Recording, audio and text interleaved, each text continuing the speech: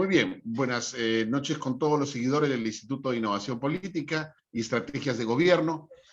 Continuando con nuestra entrevista esta noche con la presencia de Pablo Pérez, Alejandra Guerra, ahora dejamos en el uso de la palabra al doctor Constante Traverso Lombardi para que nos hable de la realidad, la coyuntura política en estas elecciones 2021-2026 y todo lo que está relacionado al contexto sobre el comunismo, el neoliberalismo, el socialismo y todos estos aspectos que hoy se han tocado mucho. Adelante, doctor.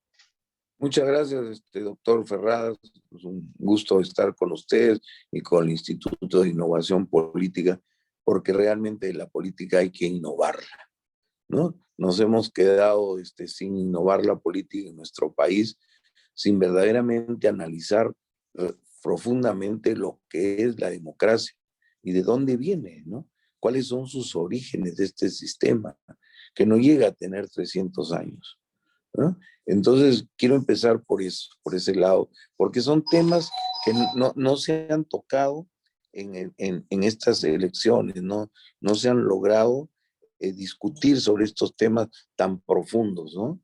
Como es saber cuáles las ideologías de fondo de cada organización, ¿no? Yo creo que en la primera vuelta, creo que la única persona preparada ideológicamente para poder conversar de estos temas económicos y su trasfondo y su ideología ha sido Hernando de Soto. Y de ahí creo que el resto no, porque no creo que el resto sepa lo que es marxismo, lo que es comunismo, lo que es socialismo. Pero yo quiero empezar por el sistema que hoy es el sistema globalizado, el sistema que está en todo el mundo, ¿no? Que es el modelo económico que tenemos, que normalmente lo conocemos como capitalismo, pero no sabemos el capitalismo cómo se originó. Y eso es lo que yo brevemente y con mucha comunicación, con mucha didáctica, en pocas palabras quiero definir. Ustedes saben todos que el liberalismo nace en Inglaterra en el siglo XVII y que su impulsor y creador fue Adam Smith, basado en el libre mercado y yo agregaría en el consumo. Son dos pilares del modelo liberal en el aspecto económico. En el aspecto político, su doctrina nos dice de que tiene que haber una democracia, una elección popular, ¿no? En las diferentes formas que existen, ¿no? Ya sea por colegios electorales o sea en forma universal, ¿no? En Estados Unidos el modelo es colegios electorales, en nosotros la votación es universal. Entonces, ese liberalismo estaba en Europa, pero Europa, las monarquías eran en el siglo XVII, XVIII y XIX, hasta el siglo XIX, pasado 1848, las monarquías europeas eran absolutas y por designio de Dios. O sea, Dios nombraba a los reyes a través, por supuesto, de su representante en la tierra, que era el Papa. El Papa coronaba a los reyes porque eran elegidos de Dios o elegidos por Dios. Entonces, es el modelo monárquico conocido también como feudalismo. En esa circunstancia, en el siglo XVIII, no, en Estados Unidos, que era una colonia inglesa, con también influencia francesa, holandesa, alemana, o sea, toda Europa, todos aquellos europeos que habían discrepado con el Vaticano, se encontraban en Estados Unidos creando un nuevo espacio, ¿no? A las libertades de culto. Por ahí ya hay un señuelo. Pero cuando ya se proclama la independencia de Estados Unidos, cuando ya es proclamada, adoptan como doctrina política, social y económica al liberalismo. Y en la parte política, entonces se constituyen como república, porque no había ese concepto en ninguna parte del mundo. Ojo, eso es muy importante, porque esto no se generaliza en el mundo, esto es una nueva doctrina. Entonces, ¿qué dicen los norteamericanos tomando el liberalismo como doctrina política? Tiene que haber un poder ejecutivo, o sea, un presidente, tiene que haber un legislativo y un poder judicial. Adicionalmente, un poder electoral. Y tienen que haber elecciones universales y tanto el Congreso, que está formado en el caso de Estados Unidos por diputados y senadores, son elegidos por el pueblo. Y el presidente de la República son elegidos por el pueblo. Y tiene sus ministros que elige el presidente. Lo mismo, hay todo un mecanismo para elegir a los presidentes y vocales de la Gran Corte de Justicia americana. Entonces ya se constituye ese modelo. Y ese modelo, en el caso americano, es un modelo republicano federado. O sea, son estados que están federados a un estado central, ¿no? Pero cada estado tiene su independencia. Ese modelo liberal americano es el que influye en las repúblicas, en las hoy repúblicas americanas. Y influye desde el momento que empieza la lucha por la emancipación, la lucha por la independencia. Entonces, primero será Argentina, después será la Gran Colombia, y en 1820 y 21 será el Perú. Entonces, y nacen así estas repúblicas que no tenían a quién copiarse. Europa seguía en las monarquías, ¿no? Y solamente Estados Unidos iniciaba este nuevo modelo. Entonces, eso hay que tener en cuenta. Entonces, nosotros tenemos 200 años, sí, de república, pero una experiencia que en ese momento, Javier, era innovadora, era una innovación en la vida de la humanidad, ¿no? Como ahora también tenemos que hacer una innovación y que muy bien está planteado en el instituto de ustedes. Entonces, esa era una innovación. Entonces, porque nadie se había ocurrido ese modelo. Entonces, ya hemos hablado, eso también conlleva cosas grandazas, inmensas, los derechos humanos, los derechos ciudadanos, la Constitución como el tratado no social más importante donde la sociedad establece sus leyes, establece su marco legal para ser gobernado. Es una cosa hermosa. El modelo liberal comparado con el modelo feudal donde el rey señalaba con el dedo y te podía mandar matar, encarcelar, y no tenía ningún derecho porque no era ciudadano. Es otro concepto, ciudadanos, sino eran súbditos del rey. Entonces imagínense el avance que sea y la importancia que va a tener cada vez más para la humanidad la independencia de los Estados Unidos de Norteamérica. Yo siempre he dicho que quienes proclamaron su independencia fueron unos campesinos sabios, porque eran campesinos, pero eran sabios, ¿no? Y pudieron implementar este modelo. Y ese modelo está en todas partes de nuestro país, con todas sus imperfecciones de 200 años, al lado del modelo feudal que tuvo 2000 años, y al lado del modelo esclavista romano, griego, Egipto, que tuvo más de 5000 años. Entonces, démonos cuenta que este es un modelo muy joven que tiene que dar mucho y que tiene que tener muchas innovaciones. Me gusta la palabra innovación. Esa es la verdad. Tiene que dar muchas innovaciones. El modelo liberal mismo. Y cada vez yo estoy convencido que va a ser más justo. Entonces, ese modelo que estoy señalando en lo político y en lo social, ¿no? Porque en lo social le dio al que era súbdito, le dio la categoría de ciudadano. Al que era súbdito y que no podía opinar, le dio el derecho a opinar y a elegir y a ser elegido. Por favor, es algo lo mejor que le ha pasado a la humanidad dentro de su dialéctica de cambio, de evolución, porque nuestra sociedad es una sociedad dialéctica. Entonces, ese es un aporte tremendo de los Estados Unidos.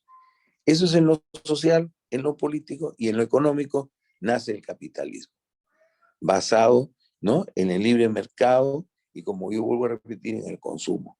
Y se desarrolla en Estados Unidos ese modelo económico, influye en todo el mundo y se convierte en un poder económico tremendo que también ejerce un poder de dominación.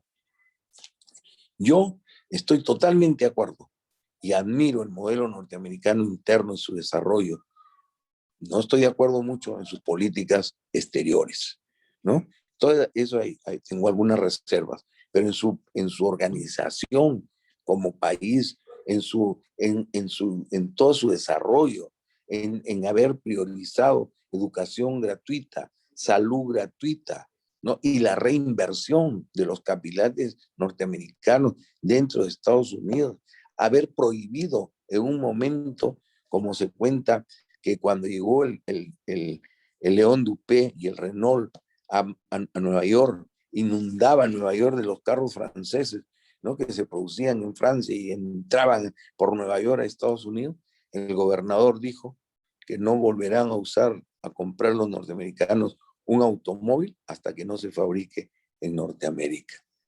Esas son las decisiones más importantes, porque ¿qué generó eso, queridos amigos? Generó que Henry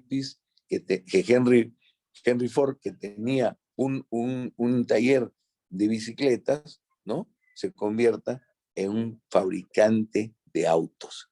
Y tremendo aporte a la industria mundial. Ya no se hacía un autito como hacían los franceses, que le ponían sus ejes, su chasis, y ahí construía hasta que estaba tapizadito, lindo, y salía ese autito. Ford revoluciona todo haciendo el auto en serie, en línea. O sea, un grupo de trabajadores ponía las llantas, el otro ponía la carrocería, el otro ponía el motor, y al final de la línea salía el auto funcionando y con su propio motor cuadrándose en el lugar que le corresponde. Revolucionó todo, todo revolucionó. Y con el Forte invadieron el mundo. Eso es el desarrollo, porque esa industria de la Ford era norteamericana y sus utilidades generaron un montón de fábricas y sus socios y sus funcionarios que eran bien pagados hicieron otro tanto.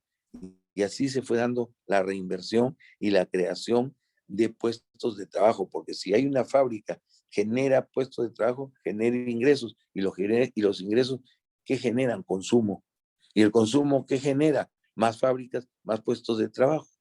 Ese es el circuito del modelo capitalista, ¿no? Pero ¿por qué? Porque ellos mismos reinvertían sus utilidades dentro de su territorio. No permitieron y no permite que cualquier extranjero entre a Estados Unidos a invertir, ¿no? Lo mínimo es $1 millón en una cuenta, ¿no? Y tienen una tarifa de impuestos y de condiciones muy especiales. Entonces, y cuando quiere entrar, por ejemplo, los carros chinos, han visto cómo les han subido los aranceles y cómo protegen su economía. Pero por favor, no son socialistas, no son comunistas, son capitalistas. Son capitalistas y sabemos nosotros que cuando un ciudadano en sus derechos, imagínense, son violados en un país extranjero, no se mueven los embajadores ni los diplomáticos. Eso van en primera avanzada. Mandan sus aviones, mandan su fuerza aérea, su fuerza armada a recuperar a ese ciudadano, a uno, imagínense, a uno. Y eso que ha generado una identidad tremenda, férrea, con su país y con su bandera. Y su bandera siempre debe estar en un lugar especial, ¿no? En todos sitios lo vamos a ver, en una obra de teatro, en una obra, una película, en los desfiles, etcétera, etcétera. Entonces, eso ha generado identidad, ha generado seguridad en su estado. Y eso va acompañado de ¿qué? Educación gratuita, salud gratuita, seguridad ciudadana de excelencia, ¿no? Todo, por supuesto que hay algunos excesos, ¿no? Exabruptos, pero de todas maneras no podemos dejar de decir que es la mejor seguridad que hay en el mundo. Y si comparamos Estados Unidos con Canadá, que es otro país capitalista, vamos a ver que Canadá es el país que cubre la mejor pensión a los jubilados del mundo.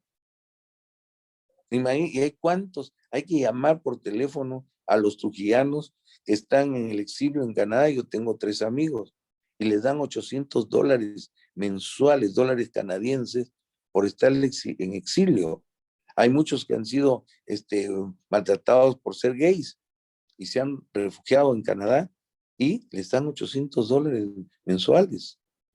Entonces, imagínense la organización que se dé el lujo de a un ciudadano que llegue a exiliarse, le paga una mensualidad. Entonces, el modelo funciona, entonces. El modelo funciona. Entonces, la escuela del liberalismo ha tenido muchas escuelas. Una de las más antiguas es el anarquismo, el extremo ya del liberalismo, ¿no? Donde no quieren que existe Estado, ¿no? Desaparezca el Estado. Y acá en los principios del siglo XX, Manuel González Prada fue el primer anarquista, ¿no? Y de ahí hay que saber que el anarquismo dio lugar a dos partidos políticos importantes en la historia peruana, al Partido Aprista Peruano y al Partido Socialista, al Partido Aprista Peruano que fundó Víctor Raúl Ayala Torre y al Partido Socialista que fundó Carlos Mariatti. Entonces, los anarquistas se fueron también por dos tendencias acá en el Perú, ¿no? Y el APRA indudablemente recibió una militancia más formada de los anarquistas, ¿no? Y con eso logró, ¿no? Logró armar un partido inmenso, ¿no? Y en cambio el Partido Socialista, muerto Mariatti, muy joven, ¿no? Se vio envuelto en los mismos problemas que tienen hasta ahora la izquierda unida, la izquierda peruana, que con una facilidad se fracciona, ¿no? Entonces ahí nace ya en el Perú. Y entonces, de ahí nosotros recogemos en 1820, cuando se proclama la independencia de la Intendencia de Trujillo, que era un tercio del virreinato peruano y que abarcaba todo el territorio norteño, todo lo que son hoy las regiones de Lambayeque, Piura, Tumbes, Cajamarca, Chachapoya, San Martín y Loreto. Entonces, en ese momento, ¿no? ¿De quién nos copiamos? Nos copiamos del ejemplo norteamericano. Como les digo, entonces ha habido varias escuelas, el anarquismo y últimamente el neoliberalismo. Y yo ahí vuelvo a decirles, ¿se ha hablado de neoliberalismo? Se le ha preguntado, por ejemplo, a una de las candidatas, a la candidata de Fuerza Popular, si es neoliberal o es liberal. Se ha tocado ese tema mientras Fuerza Popular acusa a Pedro Castillo de comunista. Pero no se ha tocado el tema de preguntarle si es neoliberal y cuáles son las características del neoliberalismo. Y tampoco hemos llegado a conocer lo que es el neoliberalismo. Lo conocerá bien, yo creo, Hernando de Soto, porque es un estudioso del tema, y de ahí ya no cuento más, porque no creo que Rafael López Aliaga sea un conocedor de este tema profundamente. Otro que puede conocer y puede tener conocimiento es Julio Guzmán, ¿no? Pero por ahí yo paro de contar, ¿no? Incluyendo a Pedro Castillo y incluyendo a Keiko Fujimori. No creo que ellos tengan claro lo que es el neoliberalismo. Entonces, si no tienen claro nuestros candidatos, es un tema que se debería debatir en estos debates presidenciales, porque es el tema de fondo, es el tema de fondo. No, yo cuando estaba en la Universidad de Trujillo, que teníamos un combate tremendo con el vanguardia estudiantil revolucionaria, que era la izquierda en la universidad, pero no totalmente controlada por el Partido Comunista del Perú, Patria Roja, ¿no? Y nosotros, yo era un hombre de izquierda en la universidad, pero nosotros éramos más unos románticos enamorados de la Revolución Cubana. Y los jóvenes, mis amigos, mis compañeros en la universidad, llamaban a la Revolución Cubana como un apéndice del imperialismo soviético.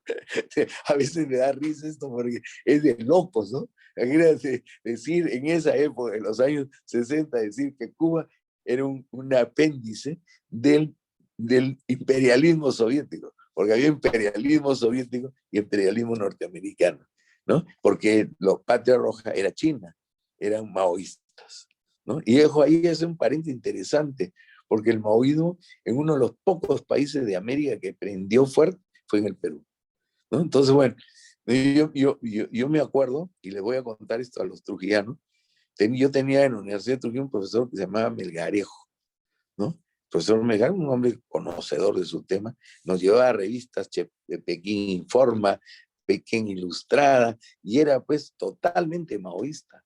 Y entonces llenaba la pizarra con quebrados así, o sea, la política, la filosofía, ¿no? La la filosofía la llevaban a una explicación de quebrados, ¿no? Se empezaba a poner con la contradicción más importante, burguesía, proletariado, la B arriba, quebrado, proletariado. Y de ahí empezaba a desarrollar toda la pizarra. ¿Se dan cuenta usted? ¿Y sabe qué hizo? Llegué un día, cuando empezó creo el tercer ciclo, o cuarto ciclo, no recuerdo ya, pues, agarró y me dijo, señor Traverso, señor Paredes, porque había un compañero que era trotskista, ¿no? Y yo era un hombre de izquierda, pues, podíamos decir de izquierda nacional, ¿no?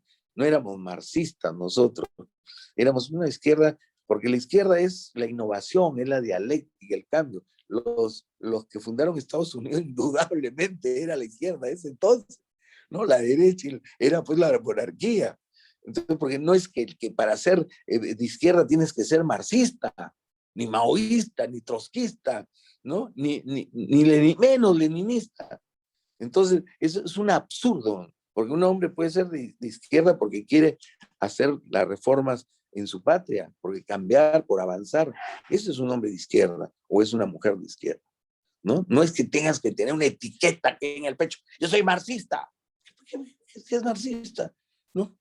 ¿Qué me interesa a mí? Dime qué vas a hacer en el Perú, ¿no? Bueno, entonces ese profesor, cuando yo llegué al cuarto ciclo, me dijo, señor Traverso, ¿puede retirarse de mi clase? ¿No? Pero ya tiene 11 de nota. No había escuchado ni una clase y me sacaba del aula, imagínense usted. ¿Por qué? Porque le contradecía, porque le discutía, ¿no? Entonces, sinceramente, siempre tengo eso grabado.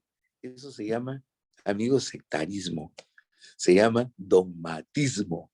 Sectarios, dogmáticos, ¿no? No miraron la realidad, no estudiaron el Perú, se quisieron copiar la realidad china y los del Partido Comunista Peruano se quisieron copiar la realidad soviética, ¿no? Y todavía había un grupito chiquitito de albaneses, querían copiarse, se copiaba la idea de Albania. ¿Qué teníamos que hacer la Unión Soviética en el Perú? ¿Qué tenía que hacer China en el Perú? Si esto es una realidad especial, ¿no? Entonces ahí yo creo que se perdió la izquierda y sigue perdida todavía, ¿no? No encuentra todavía su horizonte, ¿no? Con un estudio concienzudo de la realidad peruana, ¿no? Bueno, pero entonces, volviendo otra vez al liberalismo, el liberalismo salió el anarquismo, pero también salió el neoliberalismo. ¿Y cómo nace el neoliberalismo? El neoliberalismo nace, ustedes se acuerdan que Alan García en su primer gobierno se opuso y no quiso pagar los intereses al Fondo Monetario Internacional, ¿no? Y lo destruyeron, dicho sea de paso, y tengo discrepancias tremendas con Alan García, pero no se le puede quitar el hecho de que se enfrentó al Fondo Monetario. ¿Y qué pasó con Alan? Le dieron duro, lo destrozaron, porque pues de pelearte con el Fondo Monetario Internacional era tremendo. Pero ¿qué hicieron? La deuda se agrandaba, Argentina debía miles de millones de dólares, Chile, Perú, Brasil, todos debíamos. Entonces se reunieron en Washington, el Fondo de Reservas americano, el Fondo Monetario, el Congreso y un representante del Ejecutivo. Y crearon unas 10 recomendaciones para estos países que llamaron el consenso de Washington, porque todos estaban de acuerdo en un consenso.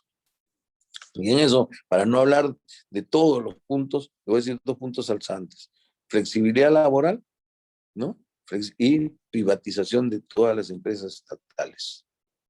Imagínense ustedes, habíamos peleado desde principios del siglo XX, ahí en la Torre en Lima, ¿no? Encabezando como presidente de los estudiantes de la Federación de Estudiantes Peruanos, presidente de la Federación Peruana de Estudiantes, encabezando con el Cachorro Soane, tremendo orador, hoy olvidado, ¿no? Tremendo, tremendo, ¿no? El Cachorro, ¿no? Se tuvo que ir al exilio a Chile y perdimos un gran periodista, creando en Chile 2 publicaciones que fueron importantísimas en toda América del Sur, Ercilla y la revista Zigzag. Vea, Ercilla y Zigzag. Fueron 3 revistas que hasta los años 60 circularon por toda América. ¿Creación de quién? De un peruano, Manuel Soane, ¿no? Entonces, hay cosas que nos vamos olvidando, ¿no? Entonces, ellos 2 pelearon, ¿no? Y con los obreros de Vitarte, los textiles y todo, con muertes, con persecución, con cárcel por las 8 horas de trabajo. Y se viene con este consenso de Washington, flexibilidad laboral y desaparece las 8 horas de trabajo. Y aparte la estabilidad laboral. Y yo cuando viví en Trujillo hace 40 años y tenías un empleado, tenías que pensarlo muy bien, porque a los 3 meses el empleado tenía estabilidad laboral y no lo podías votar fácilmente porque se te daba la gana.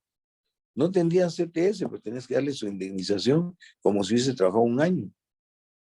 Entonces, es todo un tema muy interesante, ¿no? Solamente para poder conversar, invitar a un laboralista que nos explique estos cambios que ha habido últimamente. Esa es una de las conquistas sociales más importantes, las 8 horas de trabajo. Entonces, con este modelo se pierde eso. Y hay empresas que nunca se pueden privatizar, porque son empresas estratégicas. Por ejemplo, debíamos de tener una línea aérea de bandera, debíamos de tener una línea naviera de cabotaje para que traslade la gasolina, ¿no? Desde Talara, de la Pampilla a todo el sur peruano, ¿no? Y en el mismo norte. Esos señores, esas empresas no existen. La Marina, que tiene barcos tanques, los alquila una empresa chilena. Y la que hace el cabotaje en nuestras costas es una empresa chilena. Entonces, porque no hay empresas nacionales. Y las empresas que había de la corporación de vapores, ¿no? Fue liquidada. Lógicamente hubo mucha corrupción, pero eso no justifica liquidar. Lo que hay que combatir es la corrupción. Ahora, nos han pintado de que somos somos el Estado de mal administrador. Mentira, porque Brasil, la empresa fiscal de petróleos, es la más rentable. Y Chile, con su empresa fiscal, con su empresa del Estado de petróleos, que no tiene una gota de petróleo, pero explota nuestro petróleo en Talara, ¿no? Y nosotros le estamos quitando todas las posibilidades a Petroperú, ¿no? Y si pudiesen, la van a privatizar. Entonces, hay cosas que no podemos hacer. ¿Cuántos años, Javier, mis abuelos, mis padres y yo mismo hemos pagado impuestos, ¿no? Y hemos tenido que esos impuestos nos hagan las grandes hidroeléctricas. Fue hecho con plata peruana, con plata nuestra. Y esas hidroeléctricas formaron en el gobierno militar de los años 63, 68, formaron, ¿no? La interconexión norte-sur. Y ahora esas empresas que producen energía, casi todas están privatizadas y le venden a Hidroandina, que es la única empresa que queda del Estado peruano y que tiene parte del norte. Pero las que producen energía, las productoras son privadas, no son peruanas. Entonces, para no seguir, ¿no? La telefonía, ¿no? Usted póngase a pensar cuánto gana Movistar y Claro, cuántos millones de abonados, cada prepago, lo que significa 5 soles, pues multiplícalo por millones todos los días. Es una fortuna. Y yo solamente pregunto ahí, ¿reinvierte en el Perú? No reinvierte en nada, ¿no? Y lo otro es las mineras, sin valor agregado, se llevan nuestros minerales y no invierten en nada. Volvamos a Estados Unidos. Volvamos a Estados Unidos. Todas sus empresas que se han consorciado invierten en Estados Unidos y generan puestos de trabajo, generan ingresos, generan consumo. Y ahí está el modelo. Entonces, yo creo, como les decía ayer, creo lo que en el Perú nunca ha habido es un partido liberal. Y hoy día hay toda una tendencia de esta dialéctica dentro del liberalismo, de este cambio que tiene que ir produciéndose en el liberalismo, la creación en el Perú debe crearse el Partido Liberal Progresista y tener como paradigma la organización de Estados Unidos en el aspecto interno, en su economía, en su desarrollo, en sus salarios, $15 la hora, ¿no? En su educación gratuita, salud gratuita, seguridad, ¿no? Y todas las garantías que da Estados Unidos, todos incluidos en el sistema, no excluidos. Todos tienen una tarjeta de débito. Cada pueblito, cada condado tiene su propio proyecto de desarrollo económico, porque el proyecto tiene que ser local, para después ser regional y después ser nacional, porque cada pueblo debe saber lo que tiene que producir, lo que tiene que generar, cómo va a generar su propia riqueza. Entonces, el modelo es incluyente, porque al incluirlo económicamente al ciudadano, lo incluye también, lo incluye socialmente, lo incluye en todas las formas de inclusión. Yo tengo mi primer libro que se llama La historia de la exclusión social en el Perú, y me pasé 5 años estudiando este tema.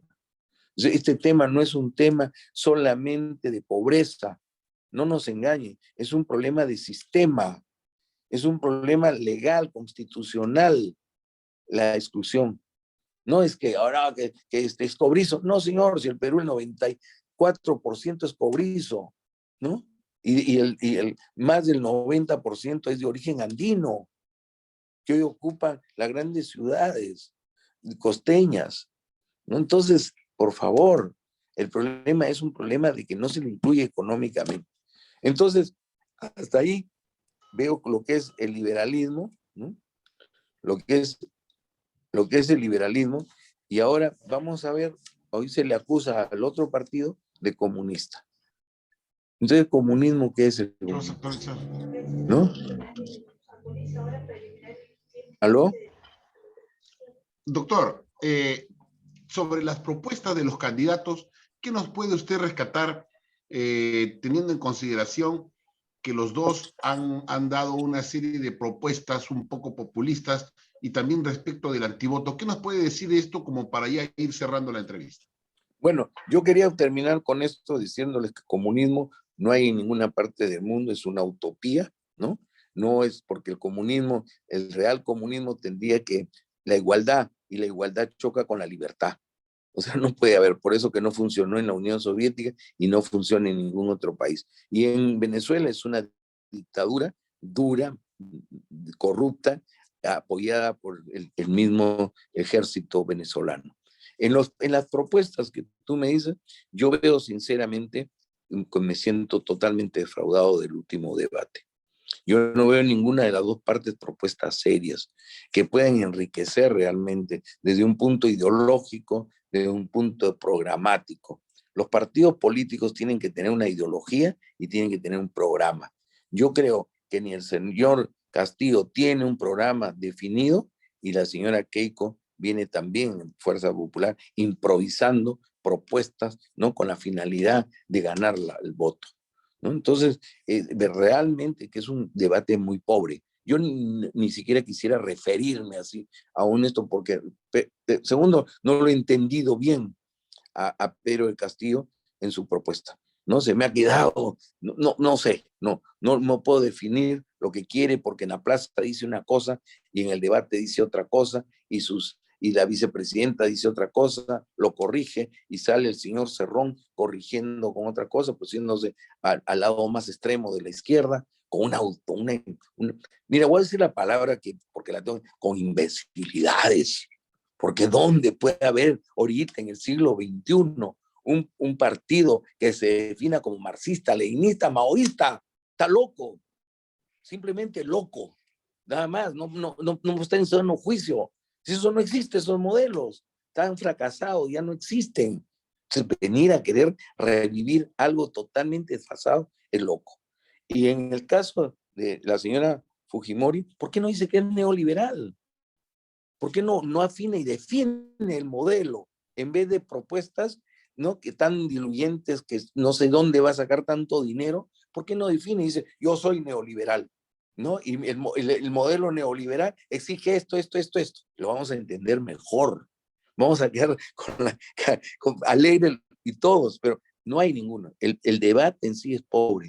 Y yo creo que el Perú, a mi entender, pasa por la peor encrucijada de su historia, ¿no? Porque los dos candidatos tienen una carga negativa muy fuerte.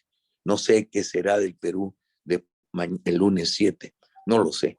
Realmente es bien incierto nuestro futuro, ¿no? Bien incierto.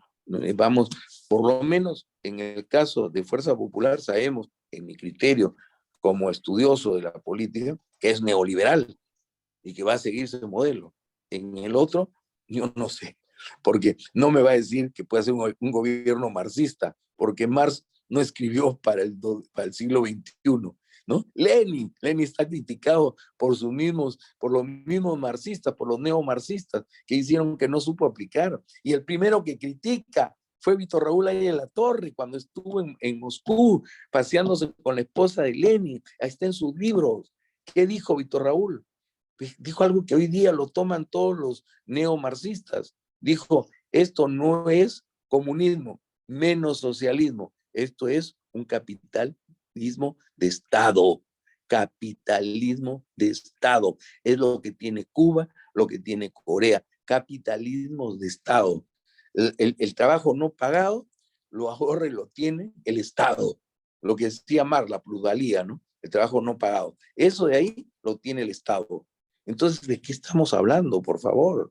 Podemos irnos a un modelo que no tiene nada que hacer en nuestro país y que ya fracasó en el mundo. No podrían tampoco. ¿Por qué? Porque estamos globalizados y porque tenemos tratados económicos de libre comercio con un montón de países y tenemos en esos tratados sanciones si no se cubre. Entonces, lo que se puede hacer, sí, podemos cambiar, reformar, hacer enmiendas a esta Constitución, mejorarla, plantear mejor y caminar hacia un liberalismo. Esa es mi propuesta. Un liberalismo, paradigma, Estados Unidos.